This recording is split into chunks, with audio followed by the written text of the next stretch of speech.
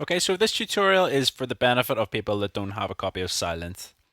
And I've actually exported the samples from Synth so you can create this yourself. So if you just import a new MIDI track, and we'll call this one our Synth Simpler. And we're going to get the same sound out of this, hopefully. So I'm going to go to Live Devices, and I'm going to grab an instrument rack and drop that in. And then if we go to our samples, which you've downloaded alongside this, we've got our synth parts. So we've got C2, C3, C5, and C6. And I think it's just really C5 and C6 that we need. You can put these other two in as well if you want, but I think we're only playing the notes around A4 and A5. So we can use these two here. Okay, so if we just grab C5 and drop it into the instrument rack, that'll create our a simpler device. And if we just if we just click on the Show Hide Chain List button, we can see that. And if we just drag in C6 just below that, we get another simpler device in there. So we've got Synth C5 and Synth C6. And if you watch the bass video, you should know pretty much what to do here. If not, I'll just explain it again. So at the minute, both of these notes, when I play a note on our keyboard, are playing together. So we're getting C5 and C6 playing together and pitched depending on where you hit on your keys. And because C5 is 2 octaves above C3, we need to pitch it down again. So if we click on C5 and we go to our transpose control, we need to click in here and we need to bring this down by 2 octaves, which is 24 semitones. So there's 12 semitones in an octave. And then if we go to C6, we need to bring this down by minus 36 semitones, as that'll be 3 octaves above a C3 note, as everything you bring into a simpler device works off of the C3 being the root note. Okay, so if we now click on key here at the top, we can see where these notes are panned across. So we want C5, so we can go to just the edge of this green bar, and we can drag this all the way up to C5, and we can drag it at the end of it down to C5, and then we can do the same for C6. Drag this over. We're hitting C6 and down to C6. So the notes we're playing are A4 and A5. So we'll go back in here again. So our C5 can stretch down to A4 to here. So we can just extend that down. So now that'll cover. And whenever A4 is played, we'll just find that.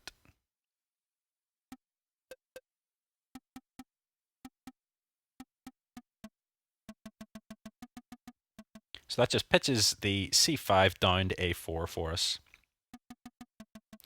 And then we can extend this one out here, which is at C6, down to A5, which is the other note that we'll be playing. So that just pitches C6 down to A5. So now if we just copy across these notes from our previous one, I'll just draw them in again. I'll just mute this track. So we can get rid of this. If we just click on the Show Hide Chain List, we can get rid of all of that. And then we can draw in the same notes that we had before. So let's play this round.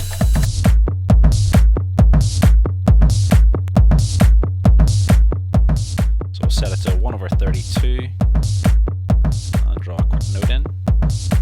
Set our grid back to a 16th.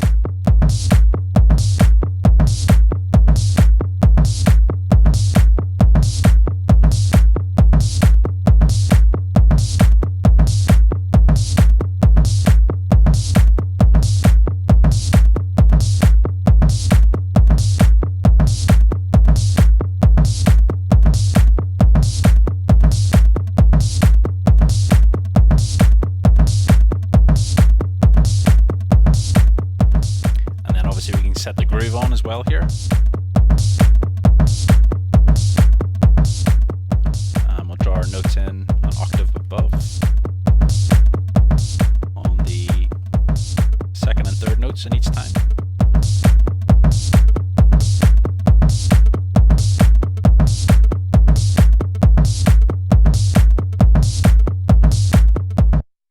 just going to bump the volume up as the notes that we brought in here have actually set themselves to -12 on the synth.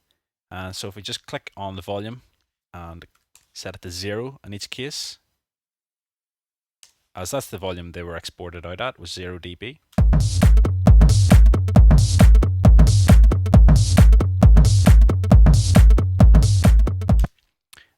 We just go back and make sure that the bass does the same thing there. So got our simpler bass, and we'll just set the volume of that to 0 dB as well.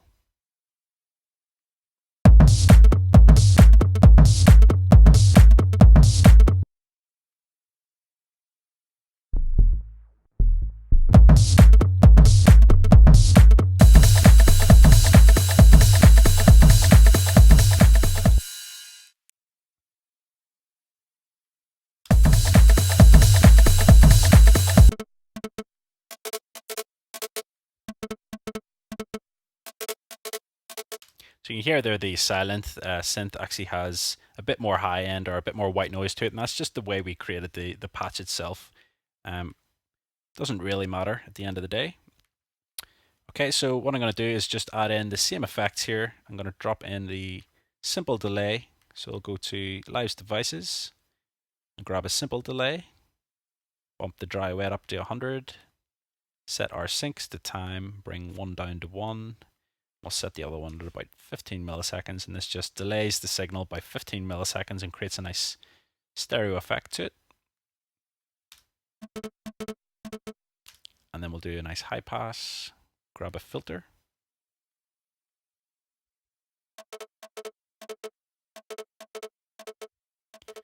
And then a compressor as well. So do a sidechain compression, select our drum rack and kick number 2. Turn our knee up a bit. Bring our attack down to 0.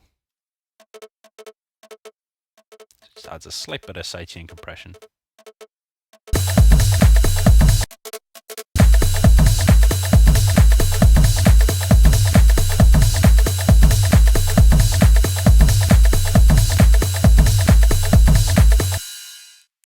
Okay, so that's how to import the parts into Simpler.